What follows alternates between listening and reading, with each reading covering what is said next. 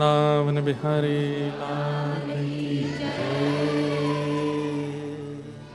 संसार में झूठे साइन बोर्ड लगे हैं, धन रूपी एग्जिट साइन बोर्ड लगाए, हमको ऐसा लोभ दिया जाता है यहां से निकल जाओ बाहर हो जाओगे, नहीं, उससे निकलते हैं तो और गहरे उससे भी बड़े हॉल में पहुंच जाते हैं। फिर वहां एक साइन बोर्ड दिखता है ऐश्वर्य का, यश का, संपत्ति का, काम का, क्रोध का, भोग का। हम सब उनमें प्रवेश करते रहते हैं और जितने ज्यादा उन साइन बोर्ड्स का पालन करते हैं उतने ही गहरे एक हॉल में पहुंच जाते हैं, एग्जिट मिल ही नहीं रहा है। तब जाकर के एक सदगुरु प्राप्त होते हैं और वो कहते हैं हरिनाम रूपी एग्जिट गेट है, इससे जाओ। लेकिन व्यक्ति उन सब एग्जिट गेट्स पर ज्यादा विश्वास कर लेता है और उस हरिनाम रूपी एग्जिट गेट का पालन नहीं करता, इसलिए बार बार इस चक्रव्यूह में फंसता ही रहता है। शंकराचार्य भगवान कहते हैं पुनरपि जननम पुनरपि मरणम पुनरपि जननी जठरे शयनम, बार बार फिर उसका जन्म होता है।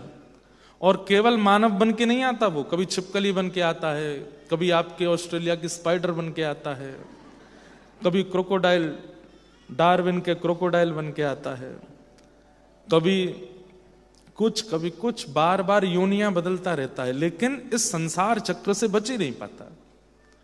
लेकिन कुछ लोग होते हैं जो सदगुरु की आज्ञा मान के उस नाम रूपी एग्जिट गेट को खोल देते हैं, और जैसे ही खोलते हैं इस संसार चक्र से बाहर निकलते हैं, और संसार चक्र के बाहर दिव्य निकुंज में श्री राधा माधव बैठे हैं, उनके श्री युगल चरणों की प्राप्ति हो जाती है। फिर पुनः उसको इस संसार में नहीं आना पड़ता। हम लोगों का उद्देश्य क्या है? हर एक व्यक्ति का एक मोटिव तो होगा लाइफ का, मुझे अच्छा करना है, मुझे लोगों की सहायता करनी है, मुझे लोगों को पढ़ाना है, लिखाना है, गरीब किसी को नहीं रहना है, सबको ऊपर उठाना है, ये सबके मोटिव होते हैं। पर इनके पीछे भी आपका उद्देश्य क्या है? आप किसी गरीब को क्यों पढ़ा रहे हो, क्यों बढ़ा रहे हो, क्यों इतनी सेवा कर रहे हो? उसके पीछे क्या कि मैं एक अच्छा इंसान हूं, ये टैग मेरे ऊपर लग जाए, मैं एक दानी पुरुष हूं, मैं एक परोपकारी पुरुष हूं, ऐसा टैगलाइन मेरे आगे लगा दी जाए, बस इसलिए नहीं। अपना उद्देश्य एक ही रखिए कि मुझे दोबारा नहीं आना यहां पर, ये अंतिम होना चाहिए, मुझे फिर जन्म नहीं लेना है, ये मेरा अंतिम जन्म हो। ये हर दिन बोला कीजिए खुद से, ये मेरा अंतिम जन्म होना चाहिए। आप सुबह उठते ही ये बात बोलेंगे कि ये मेरा अंतिम जन्म हो, तो गलत काम सामने आएगा लेकिन करने में हाथ कांपेगा, क्योंकि वही पुनर्जन्म करवाएगा। गलत क्रिया सन्मुख आएगी लेकिन करने में आपका जी घबराएगा। क्यों? क्योंकि वो गलत क्रिया ही पुनर्जन्म कराती है। हर दिन स्वयं से बोलिए कि नहीं, ये मेरा अंतिम जन्म। उसके बाद किशोरी जी को प्रणाम करो, ठाकुर जी को प्रणाम करो, गुरुदेव को प्रणाम करो, नियम करो, साधन करो, कथा सुनो, सब कुछ करो, लेकिन सबसे पहले ये कहो कि ये मेरा अंतिम जन्म हो। आद्य गुरु शंकराचार्य कह रहे हैं ये अंतिम जन्म कैसे अंतिम होगा? भज गोविंदम भज गोविंदम गोविंदम भज मूढ़ मते। अरे मूढ़ मते मतलब मूर्ख व्यक्ति, गोविंद को भज। केवल गोविंद नाम है जो संसार से बाहर कर सकता है। सब तो देख लिया आपने, और क्या देखना है? लंदन देखा, अमेरिका देखा, इंडिया देखा, ऑस्ट्रेलिया भी देख लिया, डॉलर देख लिए, यूरोप में क्या चलते हैं, यूरोज देख लिए, पाउंड्स देख लिए, रुपए देख लिए, सोना देख लिया, चांदी देख लिया, हीरा देख लिया, सुंदर देख लिए, कुरूप देख लिए, काले देख लिए, गोरे देख लिए, अच्छे देख लिए, बुरे देख लिए, अपने देख लिए, पराये देख लिए, लेकिन हरि को देखा नहीं देखा। इसीलिए तो बार बार आ रहे हैं इस संसार में। और ये मैं आपका थोप नहीं रहा हूं, मैं अपना मोटिव बता रहा हूं। क्यों कथा करते हैं हम? कि इस कथा गा गा करके आपको तो चेताएं, खुद को चेता के बस निकल लें यहां से, दोबारा नहीं आना यहां पे, ये अंतिम जन्म हो। और एक बात हम आपको बता दें, हम बहुत लंबे समय तक कथाएं नहीं करेंगे, हम बहुत लंबे समय तक ये सब नहीं करना है। कुछ दिन, कुछ समय, कुछ साल, और फिर अपने लिए भी समय रखना है, अपने लिए भी करना है, सबको कुछ कुछ सूत्र दे करके, और फिर अपने लिए भी सोचना है। और ये बात, कई बार ये बातें सुन के हमारे पूज्य गुरुदेव भी नाराज होते हैं, माँ भी कहती हैं, पिताजी, कई शिष्य भी, कई श्रोता भी, लेकिन ये फैक्ट है।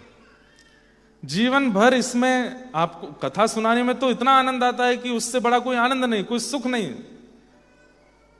लेकिन कहीं ना कहीं कथा के साथ बहुत सारी चीजें मिलती हैं, सम्मान मिलता है, यश मिलता है, धन मिलता है, ऐश्वर्य मिलता है, और वो सब जब मिलता रहता है ना तो कभी कभी चिंतन होता है क्या इसी के लिए ही कर रहे हैं क्या। तो वो चिंतन निकालने के लिए कुछ तो करना पड़ेगा, या तो तरीके बदलने पड़ेंगे।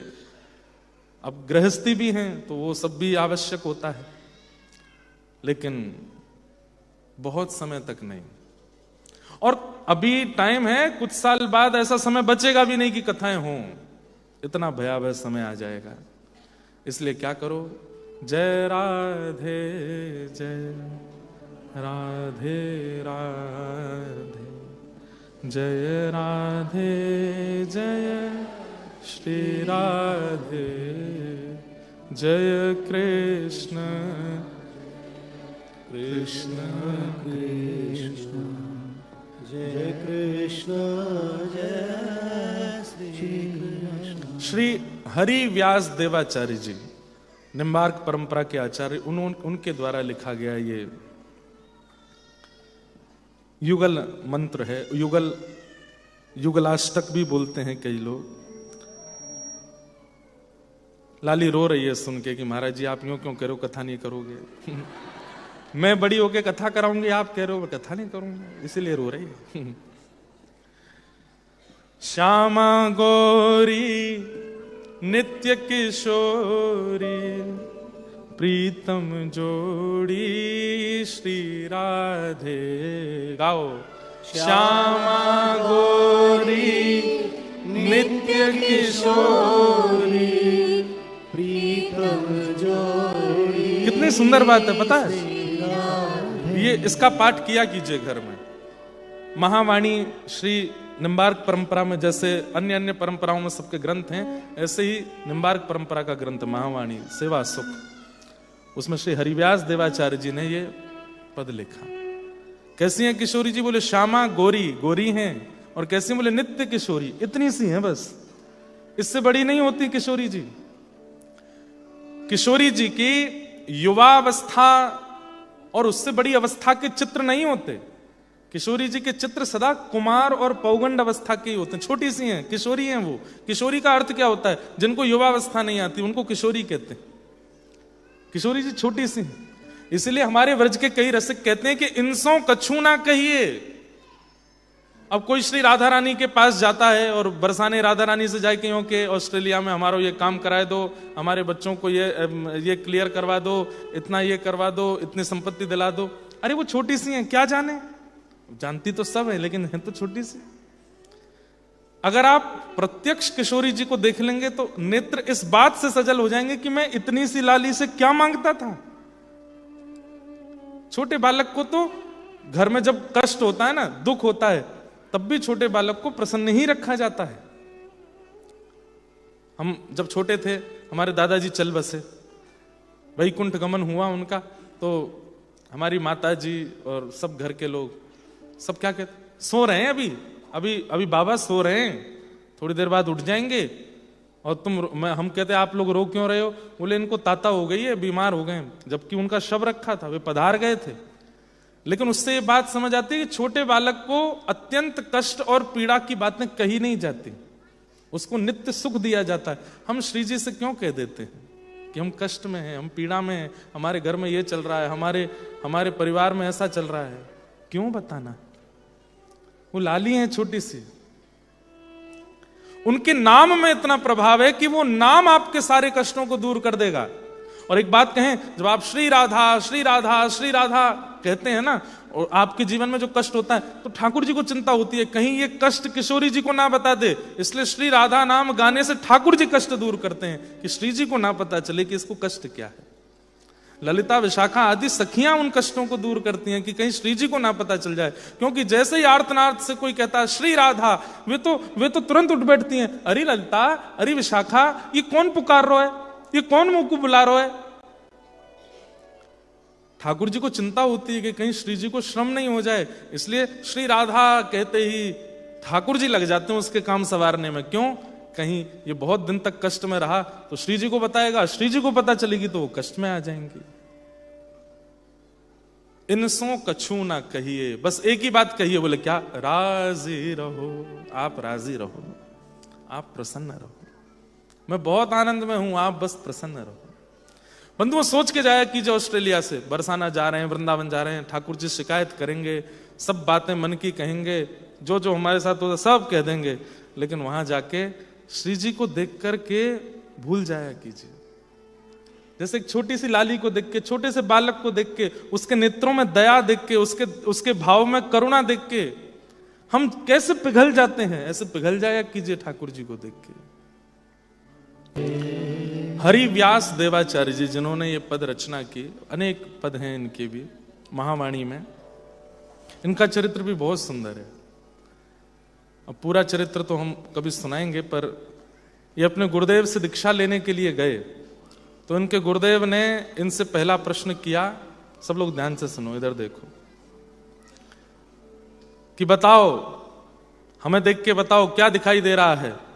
तो इन्होंने कहा, गुरुदेव आपने श्वेत वस्त्र पहने हैं, सिर पर सुंदर तिलक धारण किया है, और आपकी यहाँ पर करुआ जी रखे हैं, नीचे आसन बिछा है, और इधर राधा कुंड है, इधर श्याम कुंड है, पीछे गिरिराज जी हैं, और आपके ऐसे केश हैं, ऐसे कान हैं, ऐसी आंख हैं, सब बता दिया। गुरु जी बोले दीक्षा नहीं देंगे, जाओ गिरिराज जी की परिक्रमा लगाओ 11, उसके बाद देंगे। इन्होंने गिरिराज जी की 11 परिक्रमा लगाई। 11 परिक्रमा लगा के जब लौट के आए, 2-3 दिन लगे, पांव में छाले पड़ गए, गुरुदेव को आके प्रणाम किया। गुरुदेव ने कहा, अब बताओ क्या दिख रहा है? गुरुदेव आपने आज सुंदर तिलक धारण किया है, आज पीला चंदन भी लगाया है, और आप में से सुंदर सुगंधी आ रही है, इस समय इत्र लगाया है, और अब ये सोचने लगे कुछ एक्स्ट्रा बताऊं, ये मेरे को फिर भेज देंगे नहीं तो। इन्होंने 2-3 बातें और बताई, बोले सुनो 11 परिक्रमा और लगा के आओ, जाओ। इतने व्याकुल हो गए बेचारे, गिरिराज जी से प्रार्थना करें, रज को प्रणाम करें, और सबसे कहें मैं कितना अभागा हूं, मुझे गुरुदेव दीक्षा क्यों नहीं देते। तीसरी बार जब आए तो गुरुदेव ने फिर पूछा, क्या दिख रहा है? अब ये इतने गौर से देखें कि ऐसा है क्या जो मैं देख नहीं पा रहा हूं। इन्होंने 1-2 बातें और बढ़ा करके गई। गुरुदेव बोले जाओ जाकर, गुरुदेव आप दीक्षा देते क्यों नहीं हो? बोले लाला, जब तक दृष्टि की बात नहीं पता चलेगी मैं नहीं दूंगा। अब की बार तो ये रोते बिलखते हुए गिरिराज जी से प्रार्थना करें, मानसी गंगा में स्नान कर रहे हैं तो स्नान ही कर रहे हैं, गिरिराज जी की शिलाओं का आलिंगन करें तो आलिंगन में ही पड़े हैं, और बस सबसे रो रहे हैं कि मेरे गुरुदेव स्वीकार क्यों नहीं कर रहे हैं। अब की बार जब परिक्रमा लगा करके लौटे, गुरुदेव को आके जैसे ही प्रणाम किया, गुरुदेव ने पूछा क्या दिख रहा है? प्रणाम करके आपने जैसे ही शीश उठाया, तब क्या देखते हैं कि गुरुदेव की एक तरफ गोद में ठाकुर जी और दूसरी तरफ श्री जी विराजमान है। दोनों युगल गोद में बैठे हैं, नेत्र पुलकित हो गए, अब शब्द नहीं बोल पा रहे हैं, हाथ कांप रहे हैं, और पूरे अंग पर रोंगटे खड़े हो रहे हैं। गुरुदेव बोले क्या दिख रहा है? तो खूब प्रयास करें, लेकिन शब्द प्रकट ना हो, बहुत मुश्किल से कहे कि आपकी श्री गोद में दोनों युगल सरकार विराज रहे हैं। गुरुदेव ने कहा अब दीक्षा देंगे, आओ। मतलब मानव बुद्धि दिख रही है गुरु के प्रति, तो दीक्षा नहीं दे रहे हैं। जब लगे कि हाँ हमारे गुरुदेव श्री प्रिया प्रियतम के श्री चरणों में विराजमान, उनको नित्य विहार कराने वाले हैं, तब दीक्षा दी। उन्होंने ये पद की रचना की। तो ऐसे संकीर्तन, अब देखिए भंडार तो भरा पड़ा है हम लोगों के पास में मुक्त होने का, लेकिन हम होना ही नहीं चाह रहे हैं। संसार इतना प्रिय लगने लग गया है कि यहां से जाना ही नहीं चाह रहे हैं। पर हमारी बात को आज नहीं तो कल सीरियसली ले लीजिएगा। यह संसार, हमारी बात मत लीजिए सीरियस, मीराबाई की लो। यह संसार सकल जग झूठा झूठा कुल रानाता। यह संसार सकल जग झूठा झूठा कुल रानाता। सांचे कौन फिर?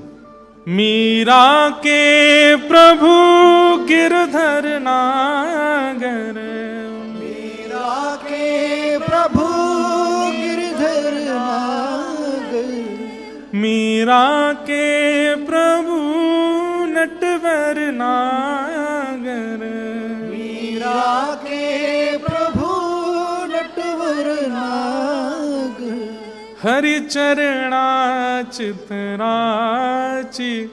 गिरधर जन्म मरण रासा थे, गिरधर जन्म मरण रासा थे।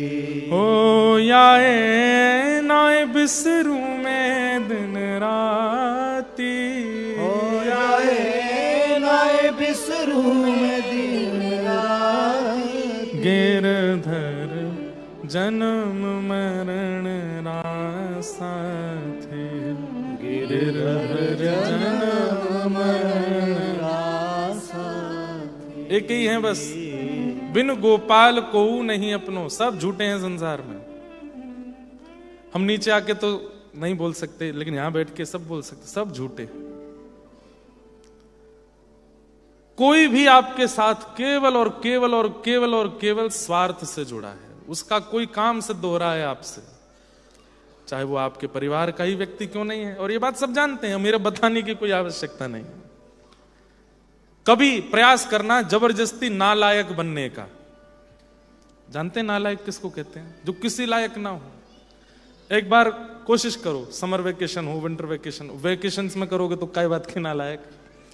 जब वेकेशन पूरी हो जाए, घर में पड़ जाओ और जानबूझ के ऐसी क्रियाएं करो कि आप किसी लायक ही नहीं हो। गाड़ी चला रहे गए तो टिकट कटवाए आए, बच्चों ने कहा कि माँ कुछ बना के खवा दो तो भोजन बिगाड़ दो, पति ने कहा चाय बना दो तो नमक डाल दो,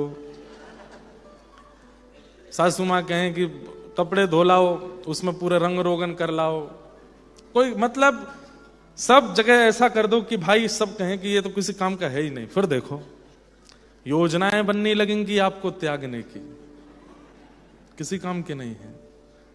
चलो ऑफिस में तो आपको त्याग दे ही दिया जाएगा, घर से भी त्याग दिया जाएगा, और ये बात बिल्कुल सत्य है।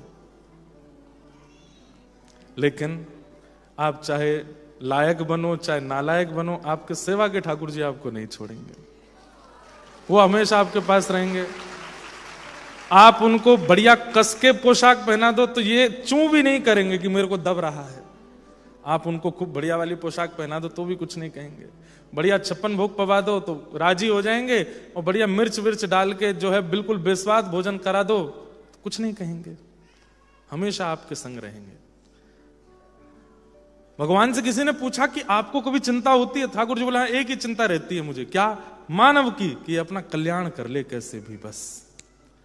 ये जब गलत क्रिया करता तो ठाकुर जी को बुरा इसलिए नहीं लगता कि तुम गलत करो, ठाकुर जी कह रहे हैं ये करके गलत फिर फंसेगा संसार में।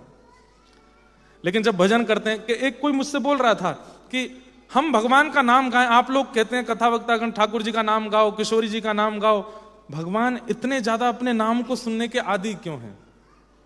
ठाकुर जी को अपना नाम सुनना अच्छा लगता है, और वैसे हम सबको ज्ञान दे रहे हैं कि नाम के पीछे मत भागो, अपना ऐश्वर्य ज्यादा करने की प्रतीक्षा। मैंने कहा ठाकुर जी अपना नाम सुन के खुश नहीं होते।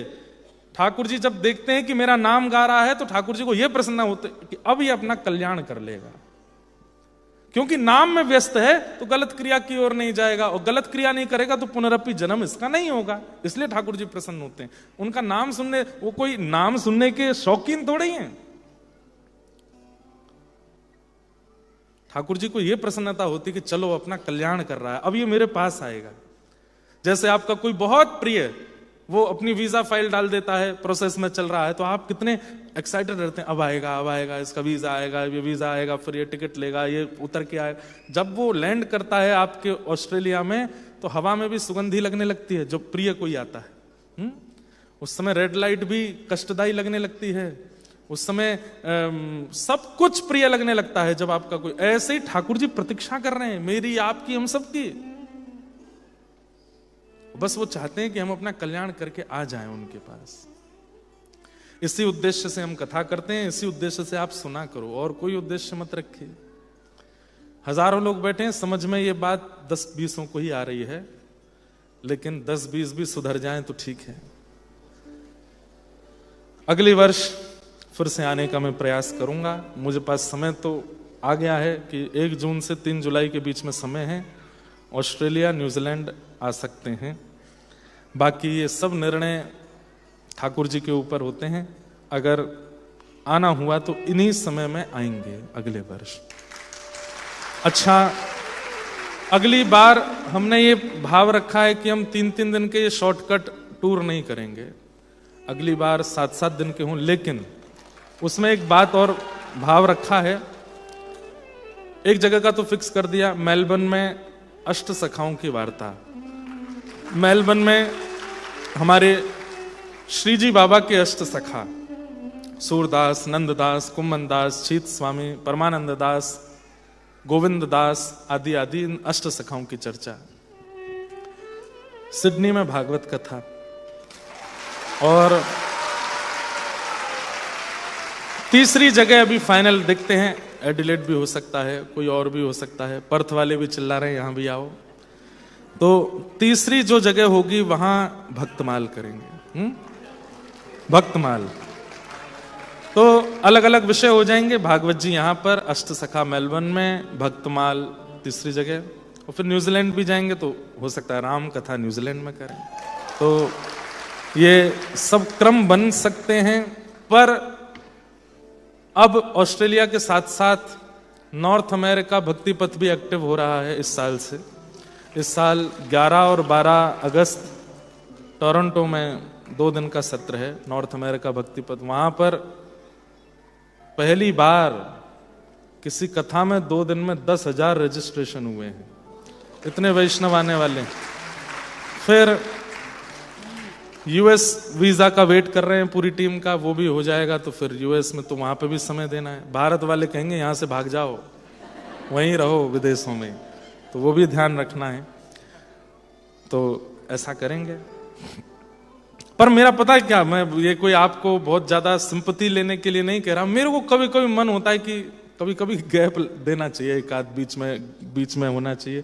पर फिर कई आप में से वैष्णव ऐसे उनका मुंह देख करके लगता है कि नहीं आना चाहिए, इनके लिए आना चाहिए, इनके लिए आएंगे। इस बार लाल जी नहीं आए तो मुझे पहले तो कष्ट नहीं हुआ, बाद में कुछ वैष्णवों को देख के बहुत कष्ट हुआ कि इनके लिए आ जाते, इनके लिए लाल जी आ जाते, कितना अच्छा होता है। उन सबको मैंने कहा न्यूजीलैंड आ जाना, वहां आ रहे हैं लाल जी।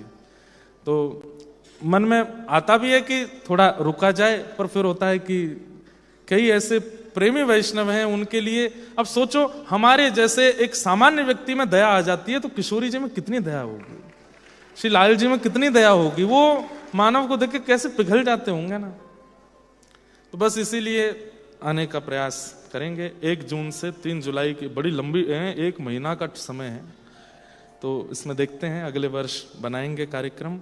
श्री जयदेव महाप्रभु का चरित्र हम लोग सुन रहे हैं, उस चरित्र को विश्राम तो नहीं हो पाएगा आज क्योंकि बहुत विस्तृत चरित्र है, फिर भी मैं प्रयास करूंगा जहां तक हो पाया वहां तक कहूं।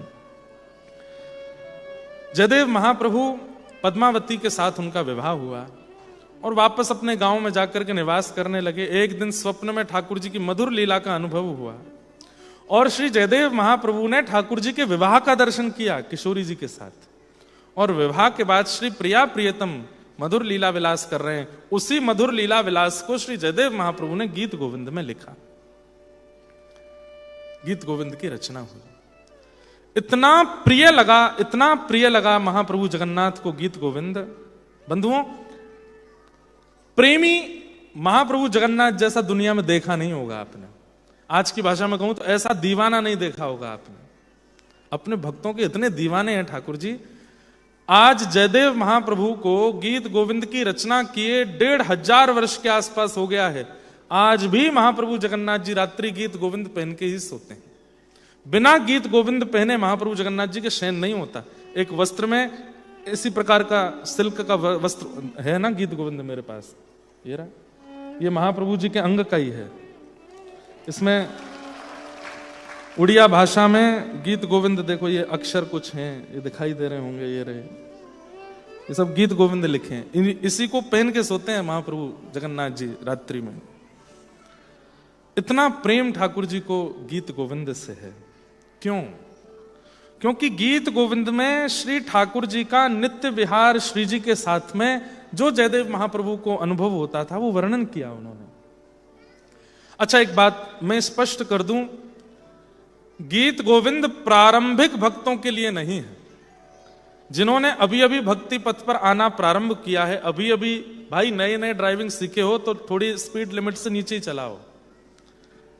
लिमिट से ऊपर भगाने की जिम्मेवारी उनकी होती है जो बहुत एक्सपर्ट हो गए हैं चलाने में, कहीं पे भी चला लेते हैं। उनको ये भी पता है कैमरा कहाँ लगे, पुलिस कहाँ हो सकती है, ब्रेक लगा के रोक सकते हैं, ओवरटेक। जो बहुत एक्सपर्ट होते हैं वो कैसे भी चला सकते हैं, पर जो नए नए ड्राइवर हैं उनको तो नियम दिया जाता है थर्ड लाइन में ही चलाओ, धीमे धीमे चलाओ, कछुआ सी चाल चलो, आधा घंटा लेट पहुंच जाना, भगाना नहीं।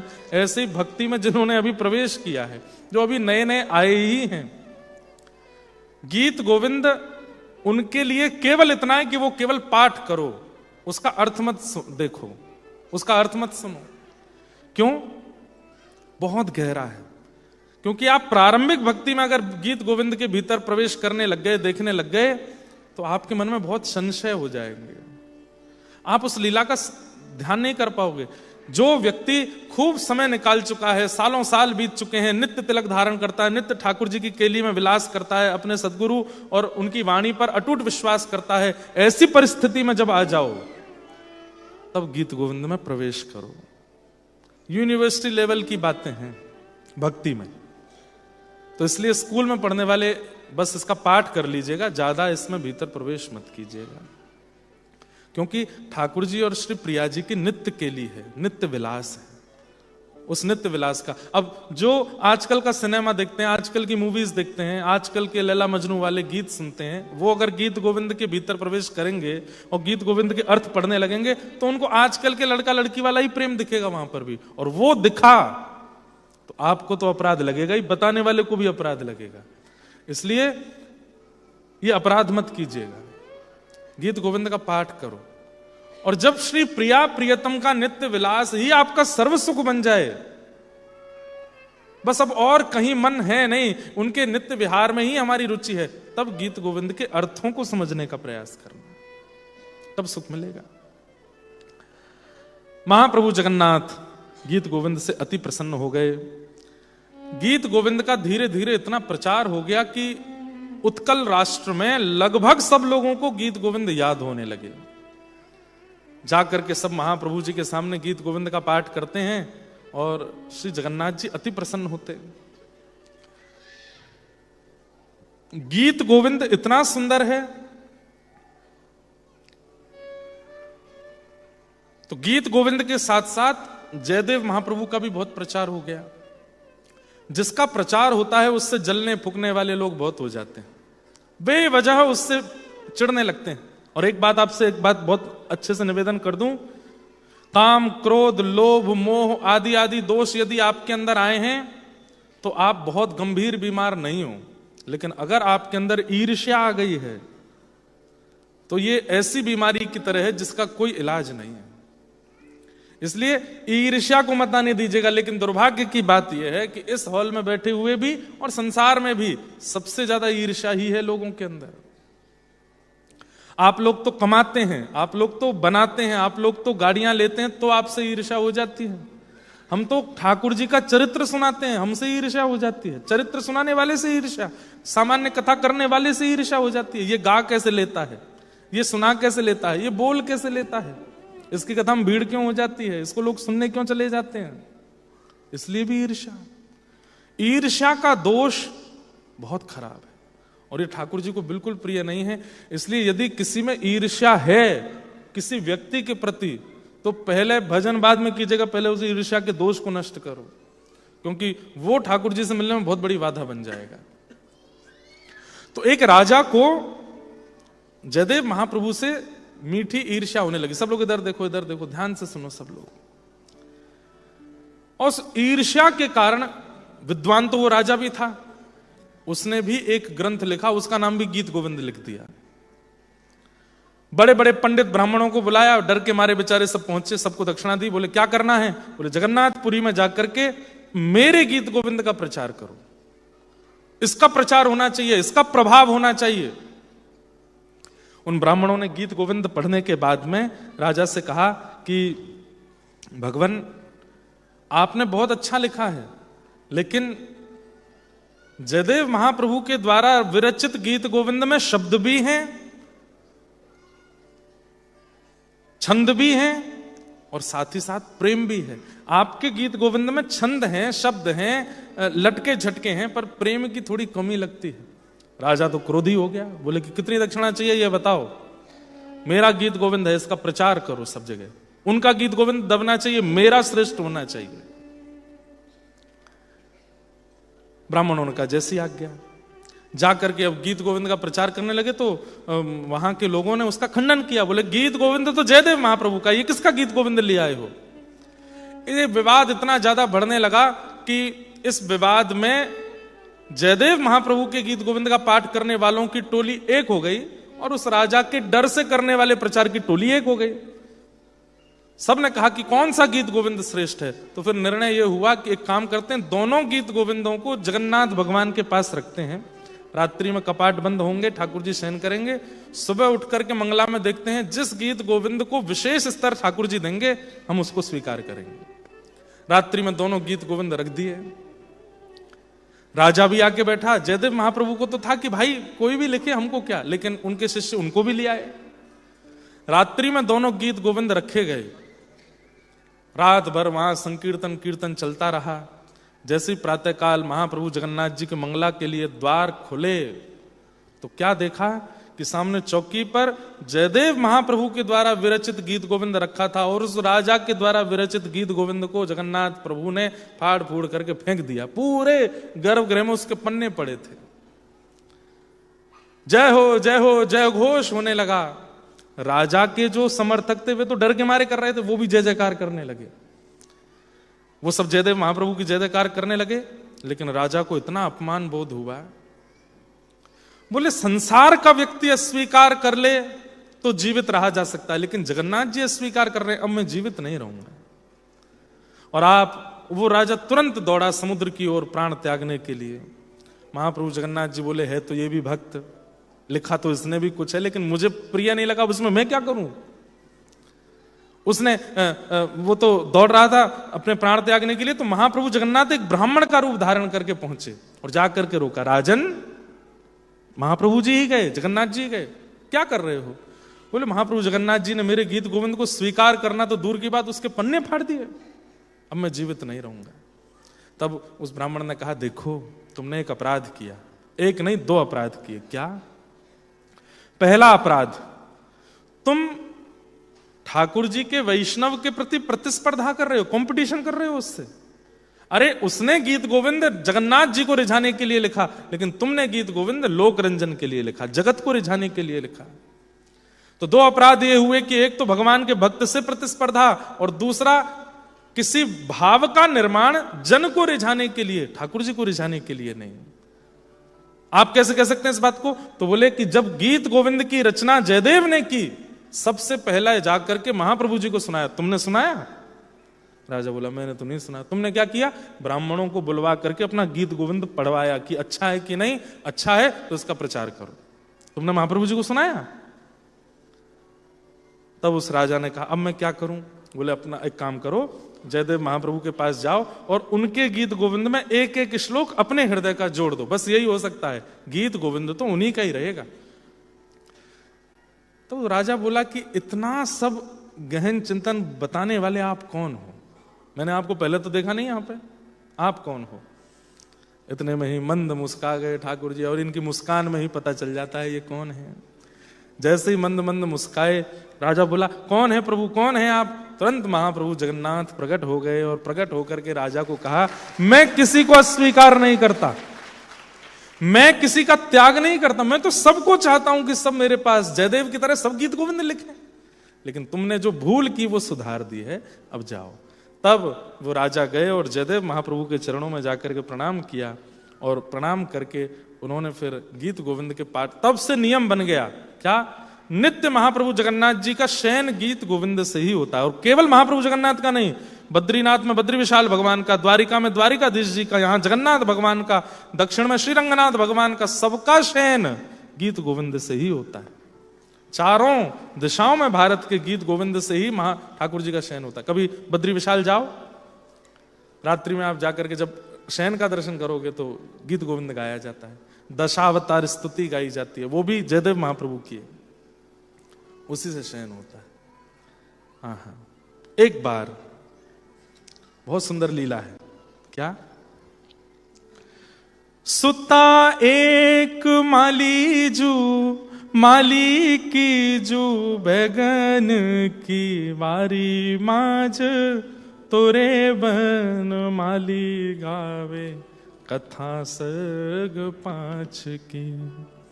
डोले जगन्नाथ पाछे, काछे अंग मही झंगा, आछे कही घूमे सूधी, आवे विहाच की।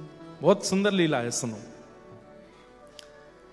एक माली की बेटी थी, माली जानते हैं, जो खेती बाड़ी करें, बाग बगीचा लगावे, पुष्प लगावे। सब लोग ध्यान से सुनो, इधर देखो।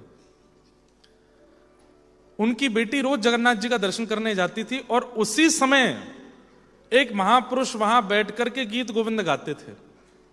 और वो छोटी सी लाली अपने पाम में छोटे छोटे नूपुर पहन के जाती और वो गीत गोविंद जब गाते थे तो वो वहां ठाकुर जी के आगे दोनों भुजा उठा के ऐसे घूम घूम के नृत्य करती थी।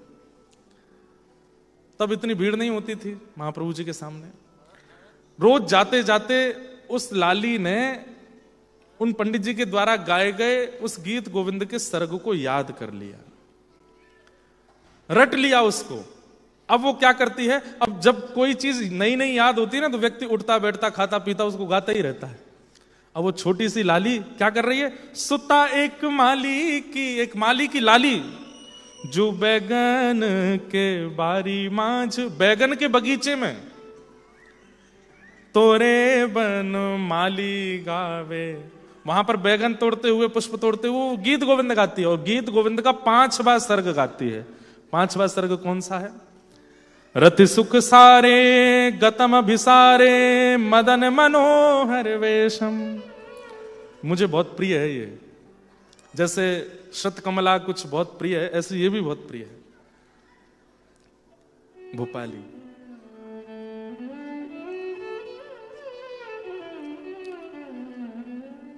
रति सुख सारे गतम अभिसारे, मदन मनोहर वेशम, न कुरु नितंबनी गमन विलंबन, मनुसरतम हृदयेशम।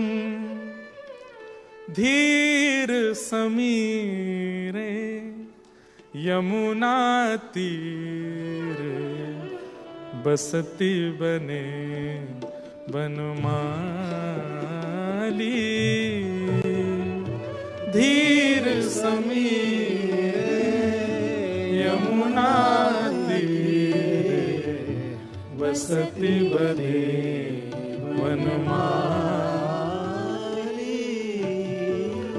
धीर समी संस्कृत में है, लेकिन आप लोग, हमारे शास्त्रों में एक श्लोक कहा जाता है, जानाति विविधा भाषा जानाति विविधा कला, आत्मा नैव न जानाति यो न जानाति संस्कृतम। जो अनेक भाषाएं जानता है, अनेक कलाएं जानता है, लेकिन संस्कृत नहीं जानता, वो कभी अपने आप को नहीं जान पाएगा। आप लोग भले ही संस्कृत बोल नहीं पाते, समझ नहीं पाते, लेकिन आपकी आत्मा समझती है, क्योंकि वो देव भाषा जानती है। इसलिए भले ही गा नहीं पाएंगे आप, लेकिन सुनिए और शब्द सुनने का प्रयास कीजिए, थोड़ा अर्थ समझ में आएगा।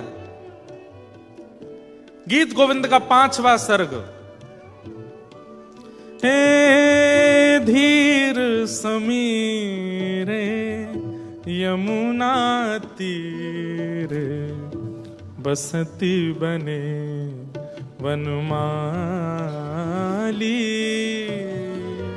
धीर समीरे यमुना तीर, बसती बने वनमाली। गोपी पिन पयोधर मरदन, गोपी पिन पयोधर मरदन, चंचल कर युगशाली।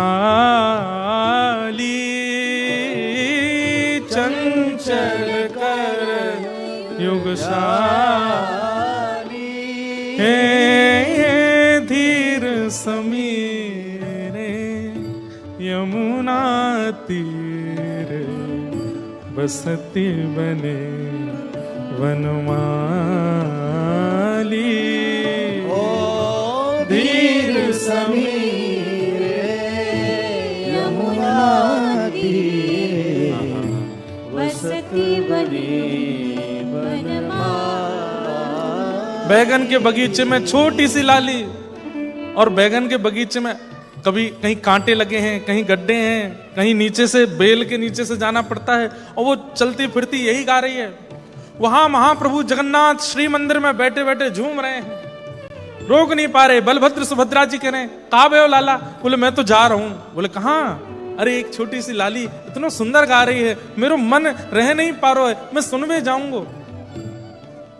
जैसे आपकी पूर्व की कोई बहुत सुंदर याद है और उस याद को कोई रिकॉल करा रहा है, तो आप जाके बैठ जाओगे वहां पर। आजकल हम रिकॉल कैसे करते हैं? अपने 10 साल पुराने वीडियोस देखेंगे, फोटोज देखेंगे, उसकी कोई बनी हुई पिक्चर देखेंगे तो हमको अच्छा लगता है ना। ऐसे ही यमुना तट पर संध्या के समय पर वनमाली भेष धारण करके कैसे ठाकुर जी ने लीला की किशोरी जी के साथ, उसको वह छोटी सी लाली गा रही है और महाप्रभु जगन्नाथ दौड़ पड़े मंदिर से। धीर समीरे यमुना तीरे बसती बने वनमाली।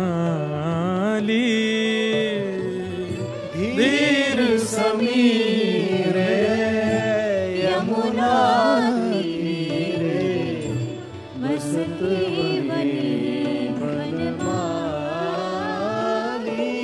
हे नाम समेतम कृत संकेतम, नाम समेतम कृत संकेतम वादयते मृदुवेणु,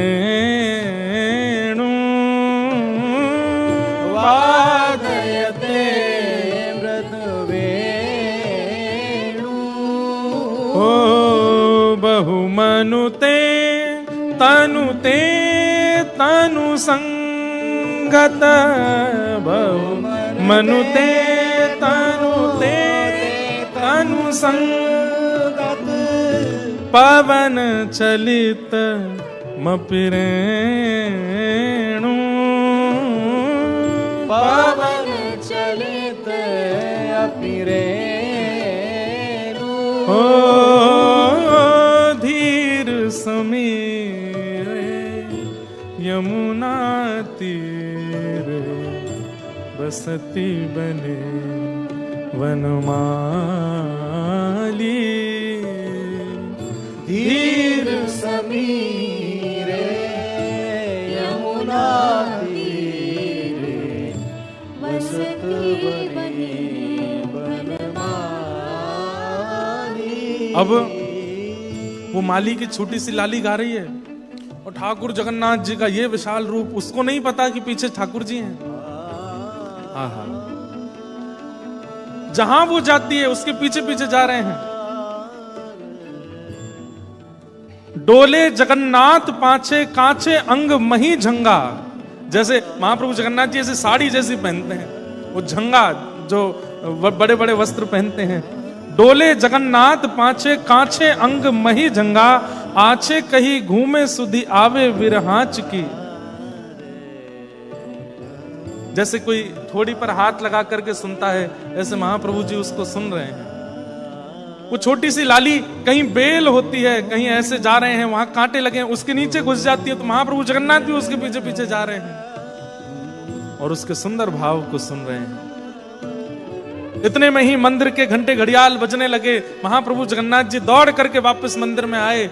जैसे ही पंडा पुजारियों ने द्वार खोल करके देखा तो क्या पाया? महाप्रभु जगन्नाथ जी के वस्त्र फटे हुए हैं, जगह जगह कांटे लगे हुए हैं, ठाकुर जी के श्री अंग पर कीचड़ लगी हुई है और आंखों से दिव्य अश्रुपात हो रहा है। हे धीर समीरे यमुना तीरे बसती बने वनमाली। धीर समीरे यमुना तीरे बसती बने वनमाली। अर्थ हैं बहुत सुंदर। नाम समेतम कृत संकेतम। ठाकुर जी अपनी वेणु को जब बजा रहे हैं तो उस वेणु पर जिस गोपी से मिलना है उसका नाम गा रहे हैं, और उस गोपी को सुनाई दे रहा है कि ठाकुर जी मुझे बुला रहे हैं। वो गोपी कोई और नहीं है, श्री किशोरी जी हैं। इतने में ही किशोरी जी कैसे बताएं कि मैं कहां विराज रही हूं, तो आहा, बहु मनुते तनुते तनु संगत पवन चलती मपि रेणुम। अब ठाकुर जी ढूंढ रहे हैं किशोरी जी कहाँ हैं। अब किशोरी जी कैसे बताऊं कि मैं यहां हैं। अब संकोच भी तो, प्रेम में संकोच होता है ना। किशोरी जी चाहें तो बोल सकती हैं श्याम सुंदर मैं यहां हूं, लेकिन आसपास सब सखियां बैठी हैं, इनके सामने बोलने में थोड़ा संकोच हो रहा है। तो क्या करती हैं, पवन बहती है और वो किशोरी जी के श्री अंग का स्पर्श करके उनके अंग की सुगंधी को लेकर के श्री ठाकुर जी को स्पर्श कर देती है। ठाकुर जी जैसे उस सुगंधी का अनुभव करते हैं और उस पवन का अनुभव करते हैं, ठाकुर जी को दिशा का बोध हो जाता, अच्छा इस दिशा में प्रिया जी विराज रही हैं। और श्री ठाकुर जी चलते हुए वहां पहुंचते हैं, तभी देखते हैं सब सखियों के साथ। अब इतना सुंदर है गीत गोविंद, और कोई बात ही नहीं है पूरे गीत गोविंद में, केवल प्रिया प्रियतम का नित्य विलास। आजकल के लोग कहां समझ पाएंगे इसको। अब वो नन्ही सी बालिका गा रही थी तो महाप्रभु जी गए, जगह जगह से वस्त्र फट गए, कांटे लगे, कीचड़ लगे। अब जैसे ही पंडा पुजारियों ने द्वार खोला, फट्यो पट देखी नृप पूछी अहो भयो कहा। फटे हुए वस्त्र देख करके सब, अरे महाप्रभु जगन्नाथ क्या हुआ, आपके वस्त्र कैसे फट गए और ये कांटे कंकड़ कैसे लग गए आपको। जानत ना हम अब कहो बात साच की। अब हमें बताइए साची कहां गए थे आप और ये वस्त्र कैसे फट गए, कोई भीतर घुस गया था क्या। बगल में बैठे दोनों भैया बहन बोले पता ही नहीं है कहां कहां जाते हैं ये, हमको तो लेके ही नहीं जाते हैं, और ना जाने कहां कहां कौन कौन से इनके प्रेमी बैठे हैं, चुपचाप निकल जाते हैं। वैसे रथ में जाना हो तो 1000 लोगों से नहीं उठते हैं, और जब कोई प्रेमी बुलाता है तो ऐसे धम धम कूद के भाग जाते हैं। सब पंडा पुजारी बोले जय जय कहां गए थोड़े बताओ तो। तब ठाकुर जी कह रहे हैं प्रभु ही जनाई मन भाई मेरे बही गाथा। अरे मैं कहा बताऊं, मैं अपने गुरुजी के पास गया था। गुरुजी? बोले कौन गुरुजी? बोले एक माली है जगन्नाथपुरी में, उसकी लाली मेरी गुरुजी है।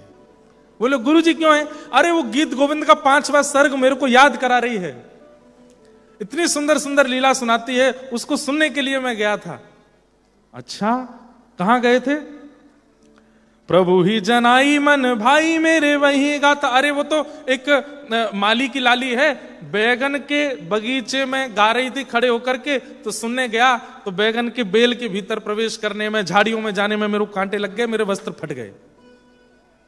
बहुत सुंदर गाती है, ऐसे डोल डोल के गाती है, उसी को सुनने गया था।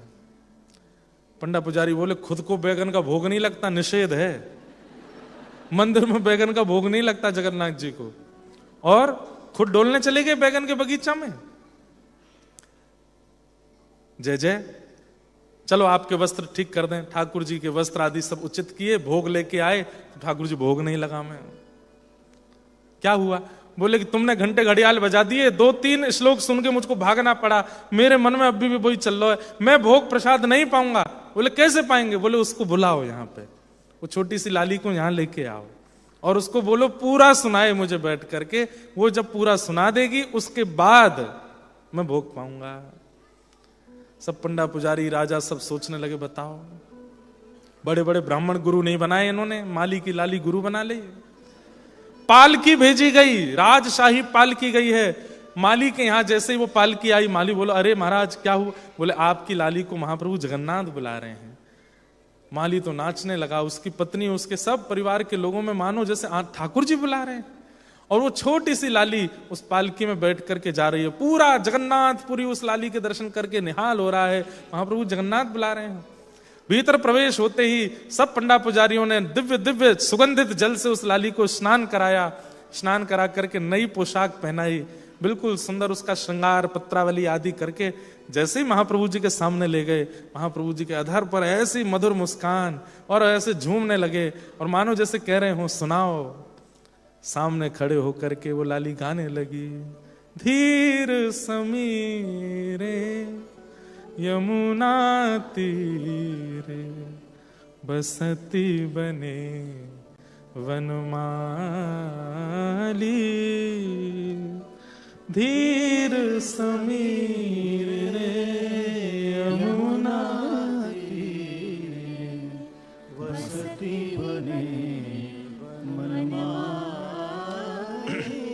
रचयति शयनं सचकति नयनं, रचयति शयनं सचकित नयनं पश्यति तव पंथानं, पश्यति तव पंथानं मुखरमधीरं त्यज मंजीरं, मुखरमधीरं त्यज मंजीरं रिपुमेव केलिसुलोलम्,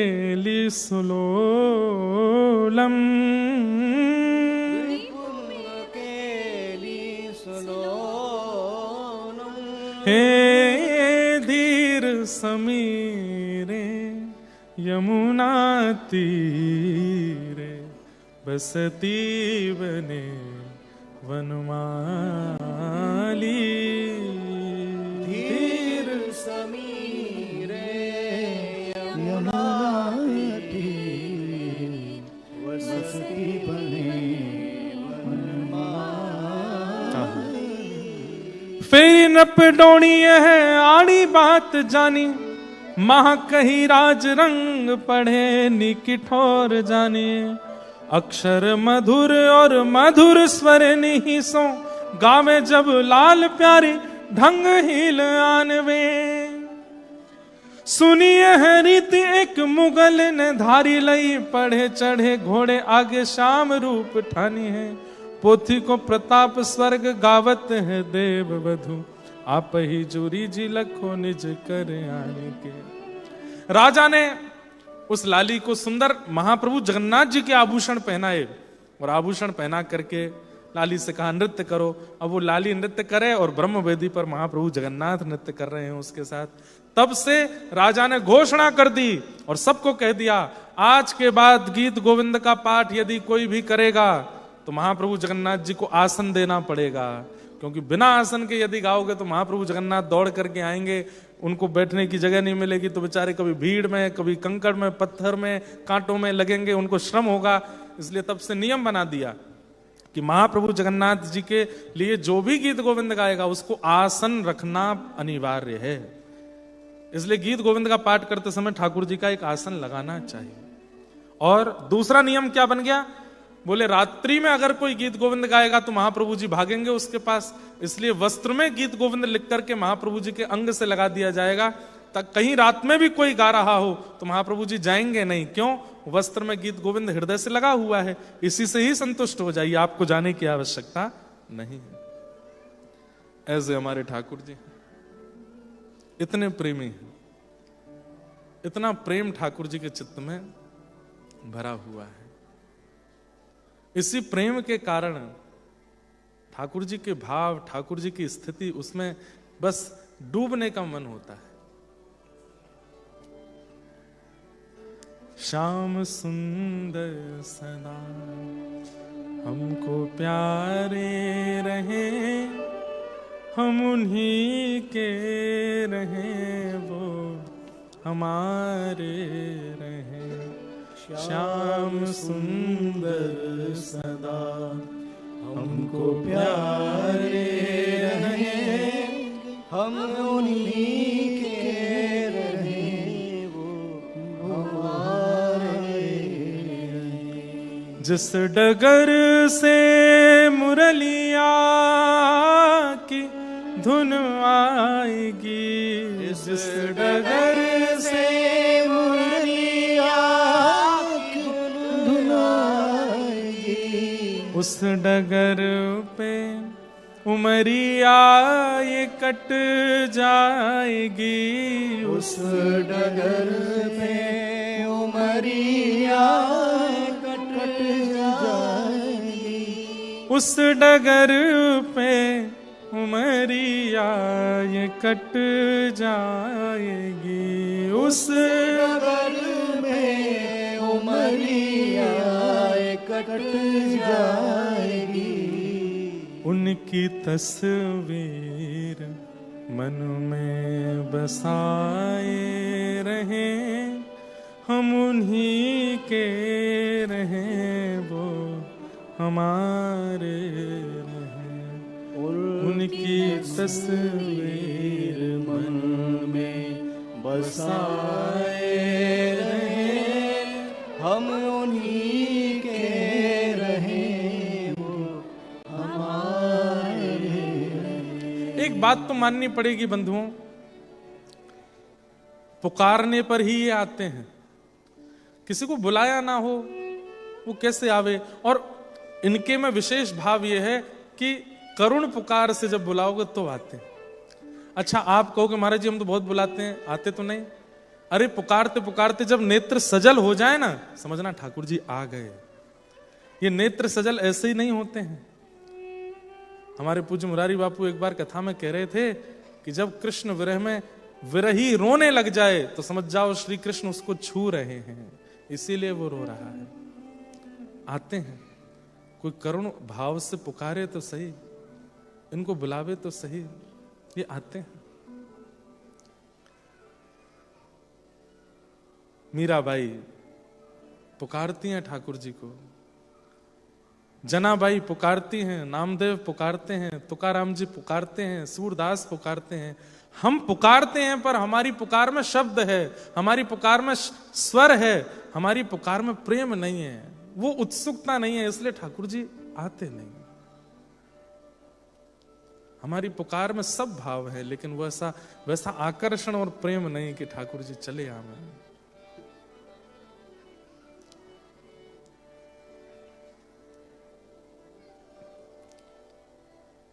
मीराबाई अनेक भावों में ठाकुर जी को बुलाती हैं।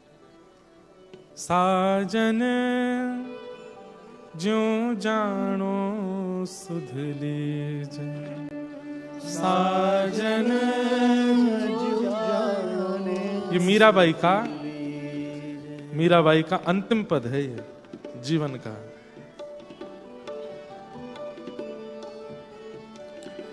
साजन ज्यों जानो सुध लीजे, साजन ज्यों जानो सुध लीजे, साजन ज्यों जानो सुध लीजे, साजन ज्यों जानो सुध लीजे। तुम बिन मोरे और न कोई, तुम बिन मोरे और न कोई, हे तुम बिन मोरे और न कोई, तुम बिन मोरे और न कोई, कृपा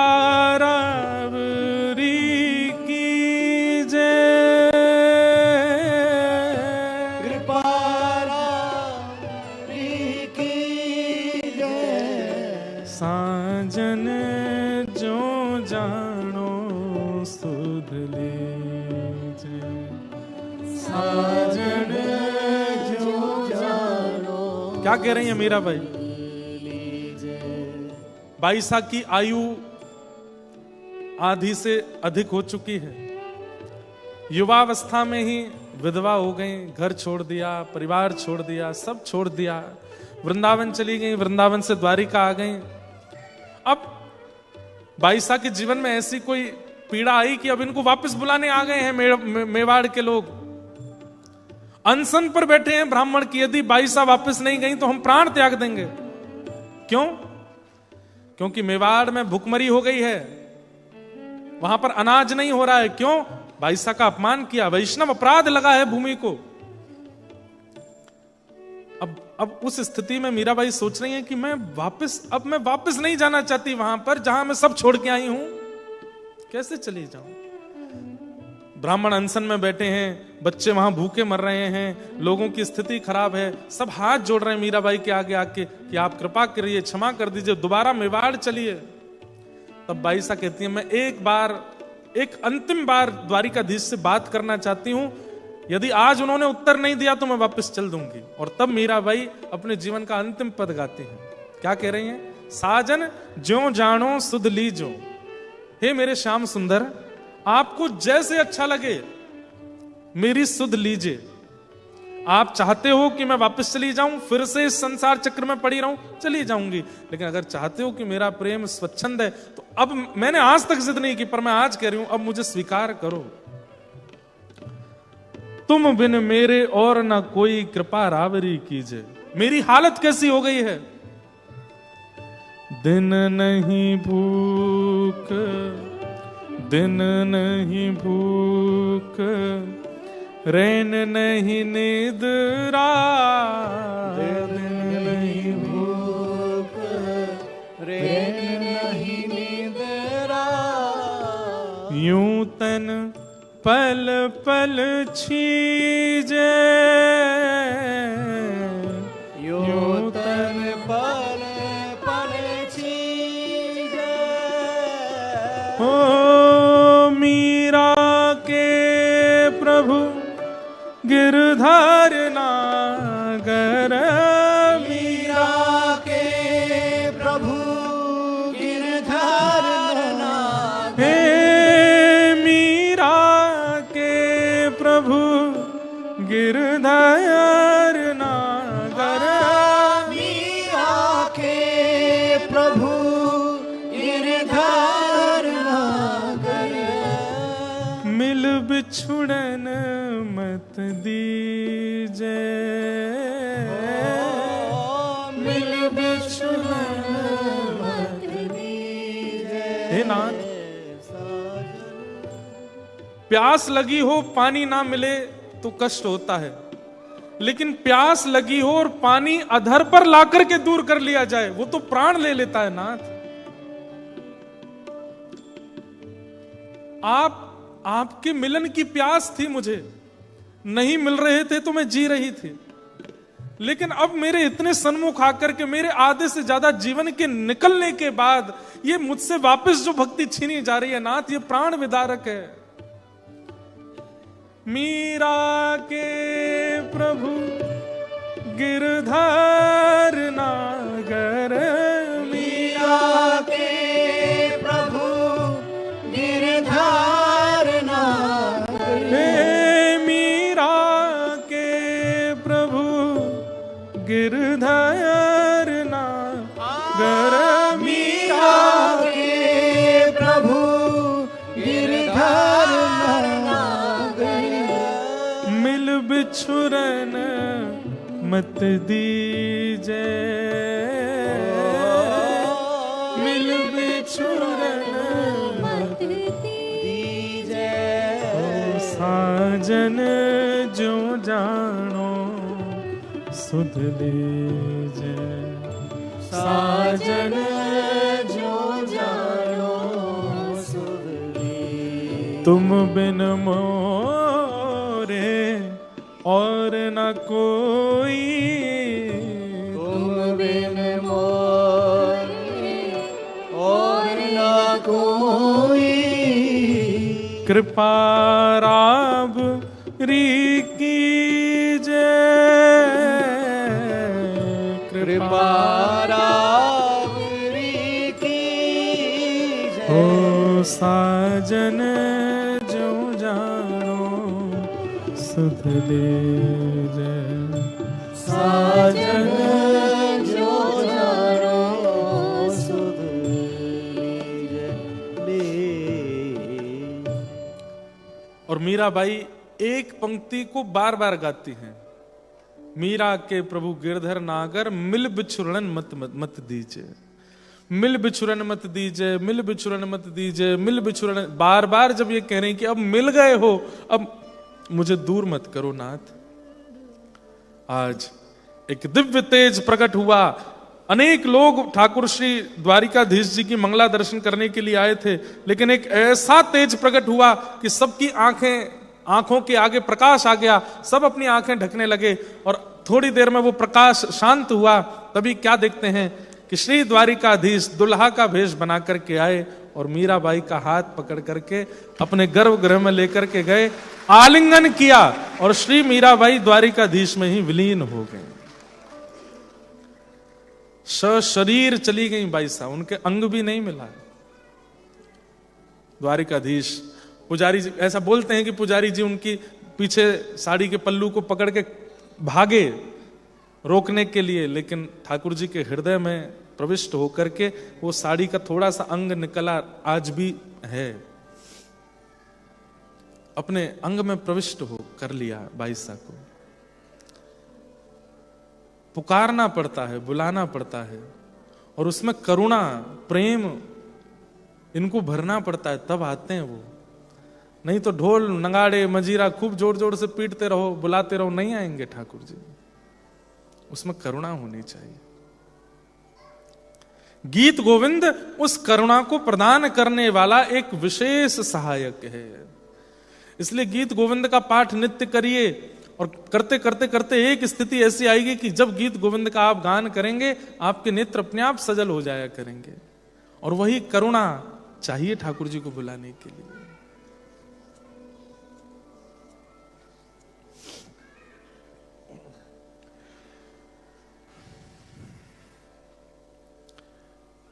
ठाकुर जी इस प्रकार उस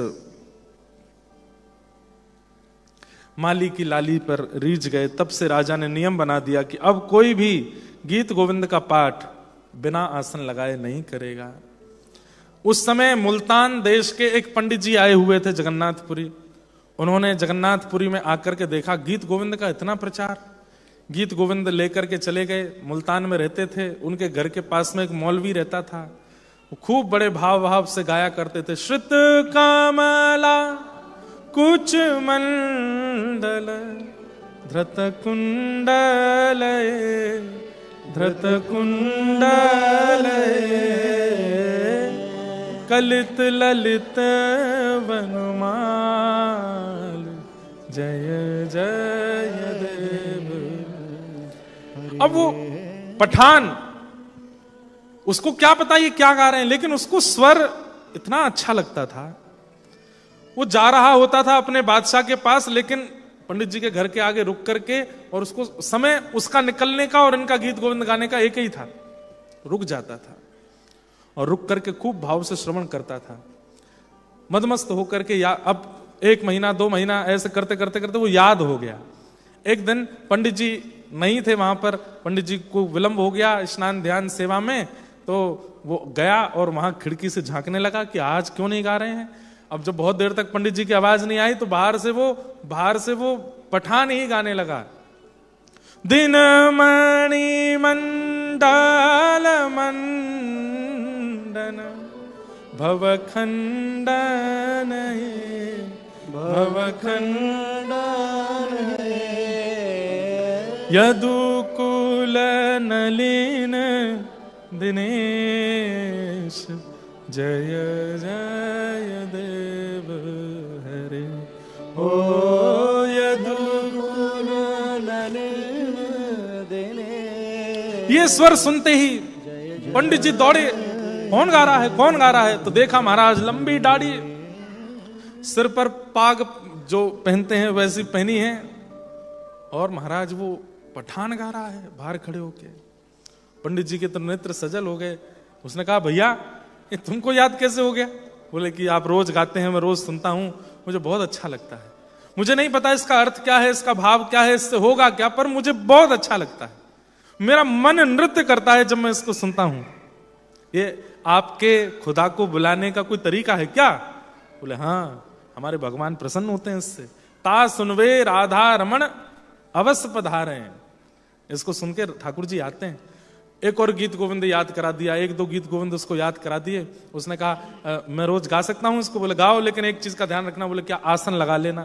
तो वो क्या करता था पता है? घोड़े पर बैठ करके गाता था और घोड़े पर अपने आगे आसन लगाता था और घोड़े पर बैठ के टुकड़ुक टुकड़ुक घोड़ा चलता, उसी पे गाता था।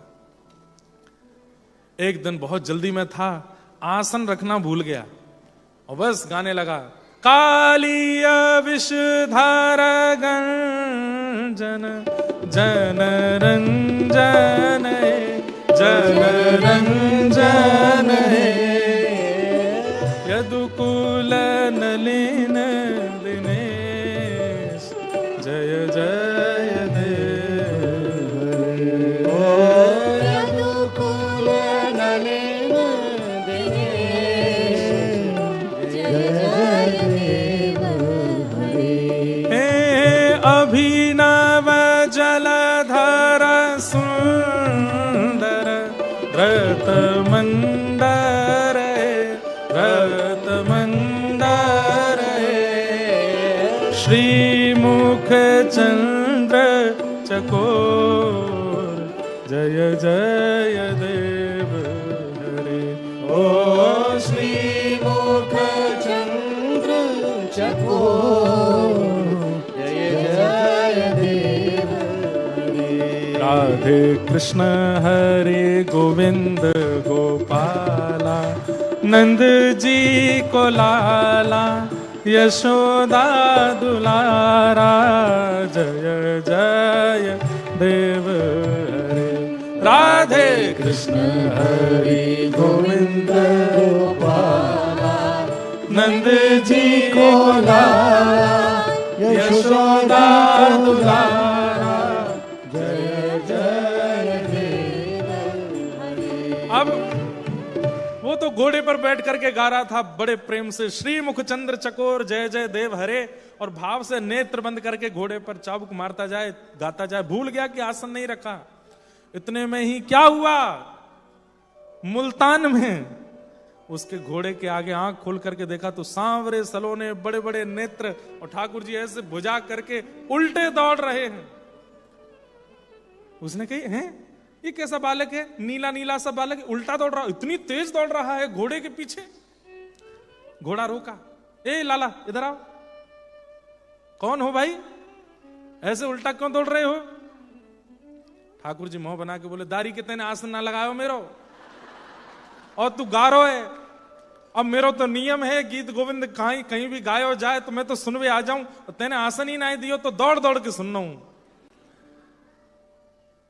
उतर गया घोड़े से, बोले आप हिंदुओं के भगवान हो। इतना कहा ठाकुर जी वहां से अंतर ध्यान हो गए, रोने लगा, भावुक हो गया, व्याकुल स्थिति में दौड़ा, पंडित जी के पास गया। बोले मैंने देखा। किनको देखा? बोले उन्हीं को देखा। बोले किनको देखा? बोले अभिनव जलधर सुंदर धृत मंदर ए, जो अभिनव यानी कि गहरे जल के समान जिसके अंग की कांति है, और जो अपनी कन्नी उंगली पर धृत मंदर यानी कि पर्वत को उठाते हैं, श्रीमुख चंद्र चकोर जो अपनी प्रियश्री श्री राधा रानी को देखने के लिए चकोर बन जाते हैं, उनको मैंने देखा। पंडित जी तो बोले कि मैं इतने दिन से गा रहा हूं, मुझे नहीं देखे, तुझे दिख गए कैसे? बोले आसन नहीं रखा था मैंने। आप भी ऐसा मत करना कि आसन बिना रखे गाओ। दौड़ करके मुगल राजा के पास गए, इस्तीफा पत्र दे दिया। बोले क्या करोगे? अरे सेनापति कहां जाओगे पठान जी? बोले अब तो वहीं जाएंगे जहां ये श्याम सुंदर रहते हैं। और सब छोड़ छाड़ करके वृंदावन चले गए, और वृंदावन में यमुना जी के तट पर ब्रज बीथियों में बस यही गीत गोविंद गाते गाते उस मुगल ने, उस पठान ने ठाकुर जी में अपना जीवन अर्पित कर दिया। ऐसे हमारे ठाकुर जी गीत गोविंद से इतना प्रेम करते हैं, इतना प्रिय है ठाकुर जी को।